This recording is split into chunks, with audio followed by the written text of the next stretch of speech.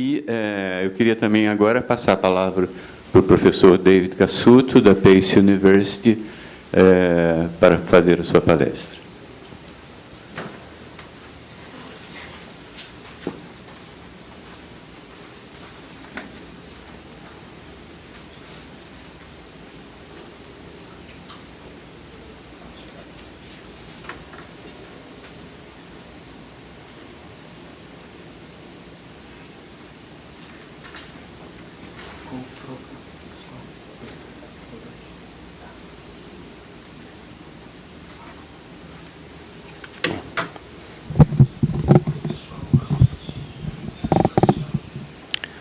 Bom dia a todos. Agradeço muito o convite para participar deste maravilhoso congresso com essas colegas brilhantes. Além disso, mesmo que estamos todos preocupados com essa epidemia global, e também, em meu caso, com o presidente, que é um desastre natural, a gente... como é que uma epidemia pode ser fake news? Então, a gente lembra que existem que existem outras questões importantes e urgentes, incluindo, claro, a proteção do meio ambiente. Primeiro, peço desculpas pelo meu português. Não falo com frequência, estou muito enferrujado. Espero que vocês me possam entender. O título desta palestra pode sugerir que vou falar sobre direitos dos animais, mas fica tranquilo, não vou fazer isso. Em vez disso, vou falar sobre a pesca, as regulações da pesca, e que o sofrimento dos peixes é um dano ambiental que a gente deve minimizar. E eu tenho algumas ideias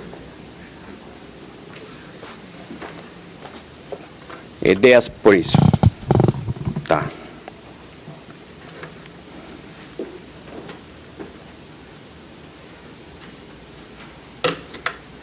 Em 1995, a Conferência das Nações Unidas sobre Populações de Peixes Transzonas e Populações de Peixes Altamente Migradores escaneou um acordo para estabelecer medidas para a conservação e o uso sustentável de populações de peixes e populações de peixes migratórios.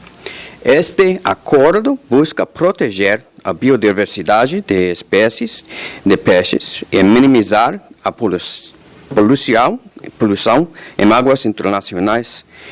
Incorpora linguagem para proteger espécies e habitats contra impactos ambientais adversos. A Comissão Internacional para a Conservação do Atum do Atlântico, da qual 48 nações são parte, monitora a conservação de atum, peixe-espada e tubarões. Além disso, lei sobre a pesca internacional também foca na prevenção da pesca ilegal, não declarada e não regulamentada. Apesar da dificuldade de mensurar o rendimento total da pesca ilegal, práticas ilegais somam aproximadamente 20 a 30% das capturas globais. As medidas de minimizar todos desses problemas falharam. Populações de tubarão estão diminuindo a uma taxa de 100 milhões por ano. Populações, nos últimos 40 anos, as populações globais de atum e sarda diminuíram em 75% e os números 75% e os números de outras espécies continuam a despencar. Mas, apesar da ineficácia dessas medidas para conservar as populações, elas ignoram completamente o sofrimento infligido aos peixes por meio das práticas da pesca e da criação de peixes.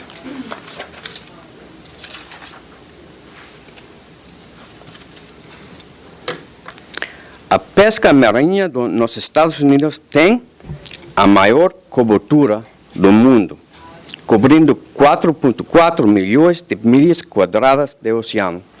A pesca comercial praticada por essas pescarias representa a maior quantidade de mortes de peixes no mundo.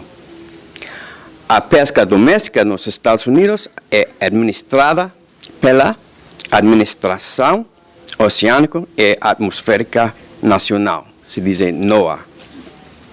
NOAA tem jurisdição sobre pescas ocorrentes 2.300 milhas náuticas da costa dos Estados Unidos, uma área conhecida como a Zona Econômica Exclusiva dos Estados Unidos. O objetivo de NOAA é, primeiro, sustentar, proteger e aumentar a oferta interna da comida, manter e aprimorar as oportunidades de pesca recreativa e de subsistência. Terceira, proteger a saúde ecossistêmica e a sustentabilidade. E quarto, criar empregos, apoiar benefícios econômicos e sociais e sustentar a resiliência comunitária. A lei criadora da NOAA é a Lei de Conservação da Pesca Magnuson-Stevens Act, de 1976, a qual estabelece padrões para evitar a sobrepesca, reduzir a pesca colateral e assegurar uma oferta sustentável de frutos do mar. A Lei de Proteção dos Mamíferos Marinhos, em inglês Marine Mammals Protection Act, MMPA, é a lei de espécies ameaçadas de extinção, Endangered Species Act, ESA, tem papéis limitados na administração da pesca. A MMPA foi criada para proteger golfinhos, baleias, botos, focas e leões marinhos. A MMPA requer que os frutos do mar exportadas para os Estados Unidos venham de pescárias que protejam animais marinhos. A ESA protege espécies em risco de extinção e seus habitats de dano, abuso e interferência. Nenhuma dessas leis regula a pesca diretamente. Todos esses esforços falharam em fomentar práticas sustentáveis da pesca. Acima de 31% das populações domésticas de peixes são pescadas em seu limite máximo ou sobrepescado.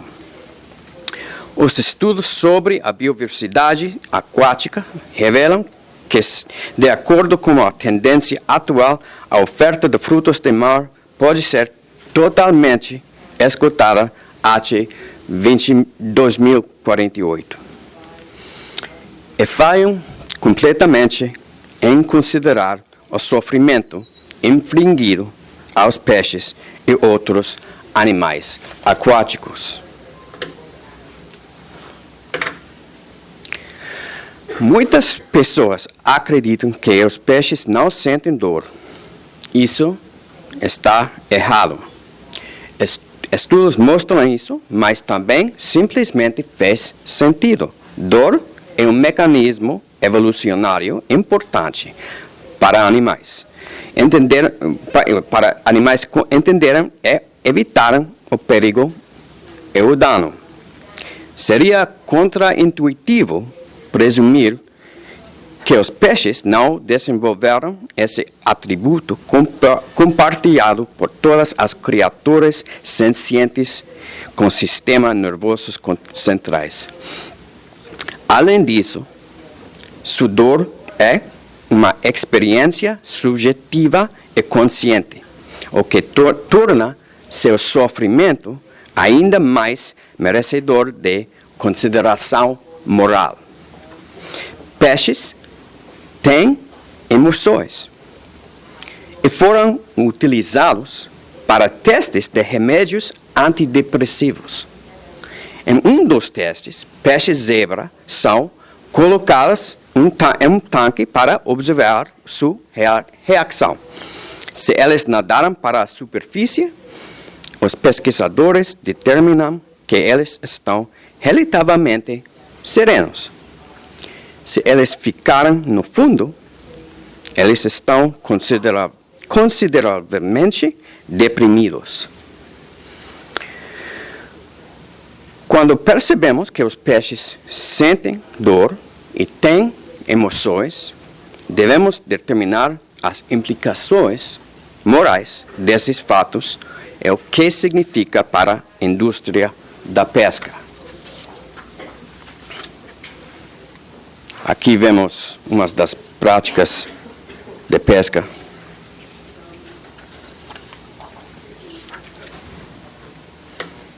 As práticas de pesca nos Estados Unidos variam a depender do local, no propósito da captura recreativa ou comercial. E peixes cultivados em fazendas aquíferas provavelmente superarão peixes capturados no ambiente no ano que vem.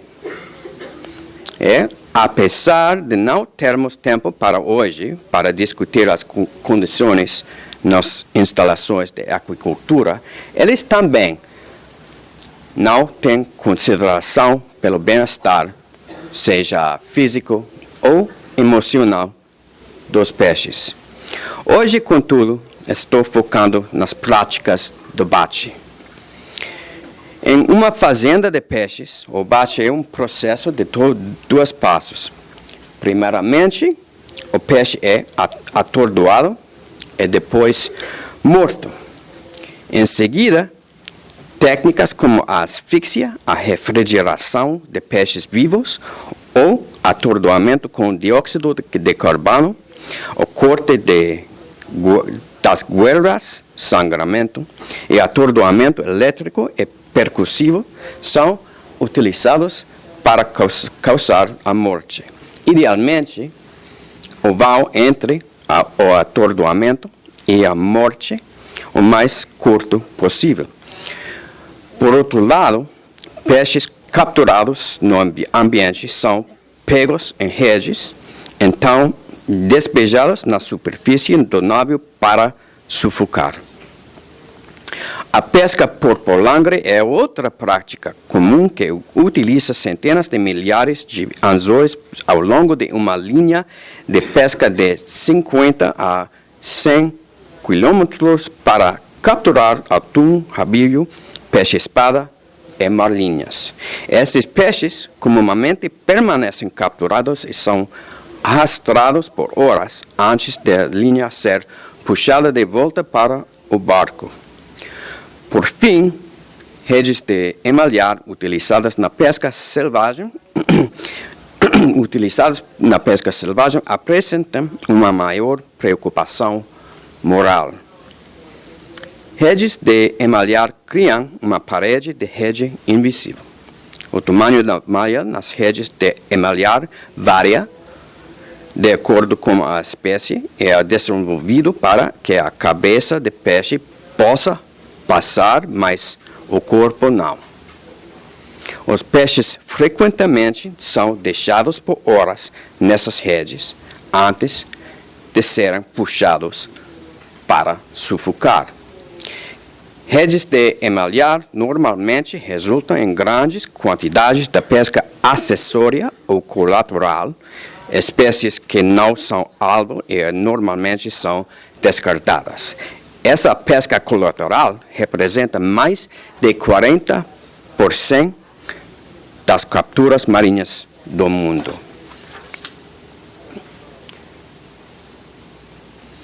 Vamos falar um pouquinho de efeitos das mudanças climáticas também. As mudanças climáticas causadas pelos seres humanos são outro fator no sofrimento de peixes no mundo. Dentre outros efeitos, gera a acidificação dos oceanos, aumento dos níveis de dióxido de carbono combina com a água salgada para criar ácido carbônico, o que aumenta a acidez da água. Isso resulta em uma disponibilidade de íons carbonato no oceano, impedindo a habilidade de animais marinhos como mariscos, síris, lagostas e corais de criarem conchas de carbonato de cálcio. E esta está piorando.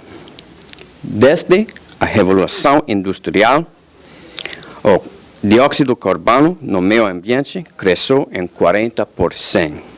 Esse aumento causou um aumento de 30% na acidez do oceano. O impacto dessa tendência é facilmente observado no amplo desaparecimento de corais pelo mundo, mas, é claro, são apenas os efeitos imediatamente visíveis. Existem muitos outros. Por exemplo, algumas espécies apenas prosperam em habitats específicos.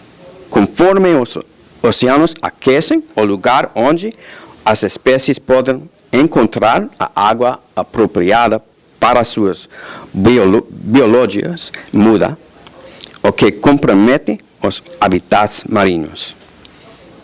Climas imprevisíveis e tempestades extremas também danificam ecossistemas costeiros e recifes de corais, e o aumento do nível do mar cobrirá as regiões de pântano e outros habitats em zonas baixas onde os peixes reproduzem. Manguezas serão inundados e desaparecerão.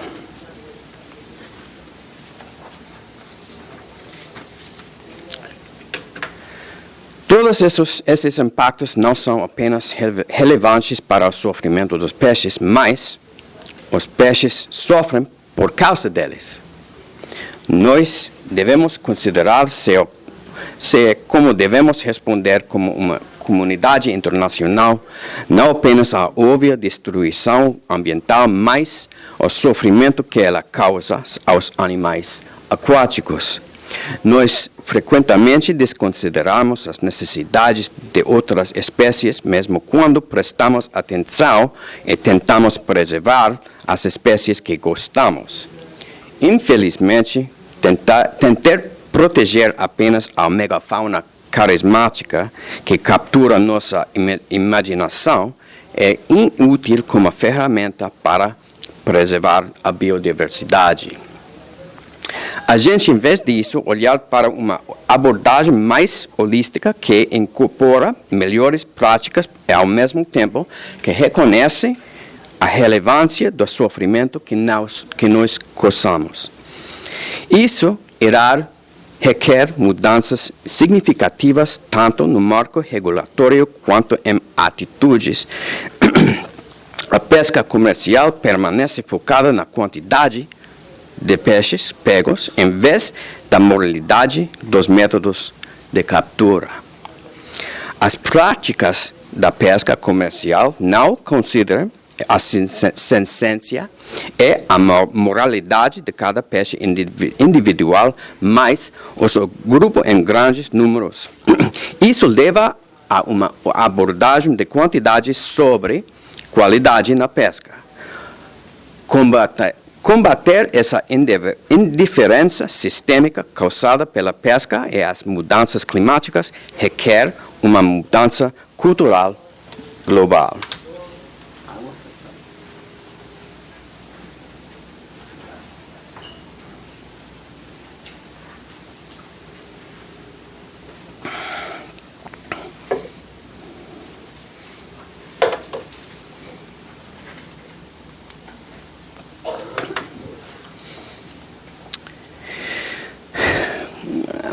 vamos falar um pouquinho sobre as inadequações morais. Pescas selvagens não fazem nada para prevenir o dano aos peixes dentro de suas práticas e regulações. Para que isso mude, o sofrimento deve ser trazido para a frente das discussões sobre gestão da pesca. Isso envolve reavaliar criticamente as práticas atuais para reduzir o sofrimento. Reformas essenciais incluem limitar o tempo entre o atordoamento e o abate a 1 segundo, redesenhar redes de emalhar para eliminar o sufocamento e as pestes colaterais e aumentar os requerimentos de monitoramento e denúncia para a pesca comercial. Pesquisas revelaram que os peixes vivenciam estresse significativo nos segundos de atordoamento. Se não for atordoados adequadamente, um peixe pode sofrer para até 14 minutos após ter sido removido da água. Pescas comerciais deveriam atordoar imediatamente na captura, em vez de permitir que os peixes sufoquem na embarcação.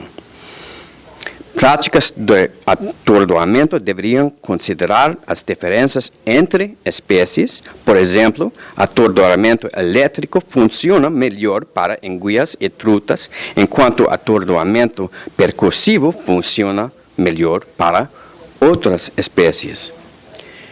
Redes de emalhar representam uma das preocupações mais urgentes sobre o sofrimento. Banir as redes de emalhar pode não funcionar a curto prazo.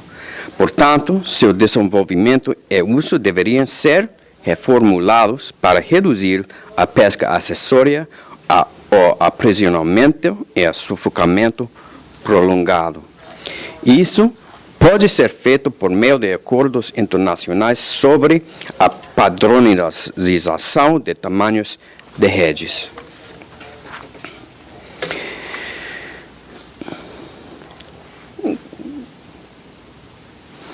Ok, vamos falar de reforma legislativa. Apesar de as atuais obrigações dos tratados que falham em abordar o sofrimento dos peixes, existe uma moldura para tratar do assunto. Mencionei o Acordo das Nações Unidas de 1995, mais especificamente os princípios gerais do artigo 5, poderia ser modificado para limitar o tempo entre o atordoamento e o abate, criar uma rede de emalhar redesenhada e aumentar a fiscalização e a aplicação de regulações novas e já existentes. Por outro lado, os Estados Unidos deveriam reformar o MSA para incorporar práticas humanizadas para peixes de captura selvagem, inclusive incorporando alguns dos requerimentos da Lei de Abate Humanizado, se diz Humane Slaughter Act, o qual regulamenta o abate de animais terrestres. Vale notar que a Lei de Abate Humanizado é também lamentavelmente inadequada, mesmo para animais terrestres, mas, ao menos, oferece alguma orientação para a padronização de práticas de abate. E a doutrina da fé pública é um conceito antigo que tem suas raízes no Código Justiniano e a ideia de que o Estado detém certos recursos naturais-chave sobre a fé de sua população. Ele não pode administrar esses recursos de uma forma que não sirva ao interesse público. Esse princípio migrou do civil law para o common law, se tornando a lei da Inglaterra medieval. Essas leis, então, atravessaram o Atlântico aos Estados Unidos e muitos outros países, incluindo o Brasil. Como qualquer outro administrador de fundos, o Estado gerencia os bens em fé pública para o benefício das gerações atuais e futuras.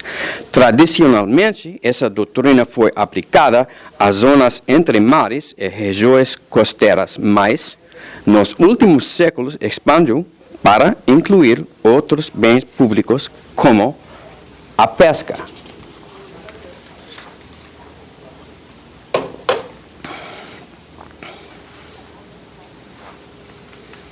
Como a Suprema Corte dos Estados Unidos observou no caso famoso Illinois Central Railroad versus State of Illinois, o Estado não pode mais abdicar de sua gestão sobre propriedades nas quais todas as pessoas estão interessadas, senão poderia abdicar de seu poder de polícia. Estou sugerindo que, uma vez que as águas públicas são um dos componentes mais antigos reconhecidos da fé pública, os peixes que vivem nessas águas são animais selvagens, assim como os que vivem na terra, deveriam estar sujeitos à fé pública também. Esse conceito está consolidado na jurisprudência norte-americana. A existência da fé pública federal em oposição aos estados individuais ainda não foi formalmente estabelecida, mas eu acredito que o direito e a lógica argumentam fortemente pela sua existência. Durante a Convenção Constitucional de 1787, houve muito debate sobre quanto poder os estados reteriam e quanto seria cedido ao novo governo federal. Todos concordaram que os estados iriam permitir ao governo federal apenas poderes que fossem especificamente enumerados na Constituição. O que deve ser determinado agora é se os poderes cedidos pelos estados ao governo federal foram gravados pela fé pública. Quando as colônias venceram a independência, eles herderam a soberania que a coroa britânica um dia deteve. Essa soberania inclui deter os recursos naturais dessas colônias sob a fé pública. Uma vez que a soberania dos novos estados foi gravada pela doutrina da fé pública, só é lógico que qualquer poder cedido por eles ao governo federal seria similarmente vinculado.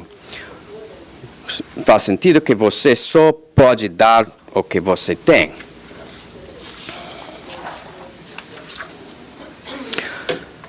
O caso Illinois Central, anteriormente mencionei,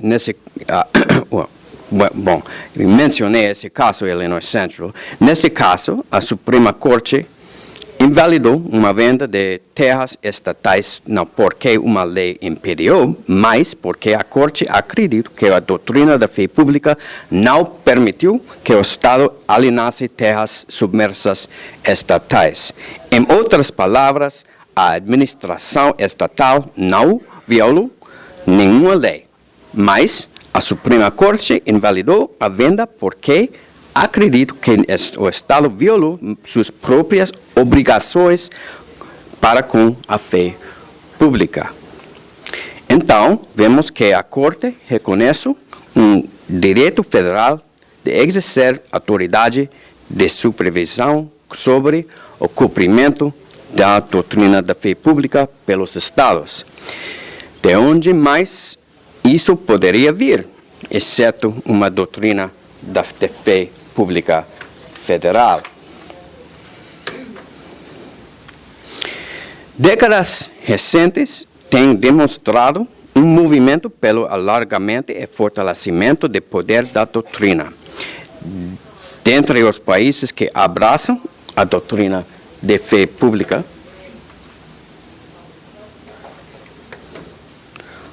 proteger os recursos marinhos de danos e dentre os países que abraçam a doutrina de fé pública, proteger os recursos marinhos de danos é parte das obrigações estatais. O sofrimento dos peixes é inegavelmente um dano. Uma vez que estabelecemos que peixes sofrem, que sofrimento é dano e que os peixes são parte da fé pública, então, estados e países devem proteger os peixes de dano.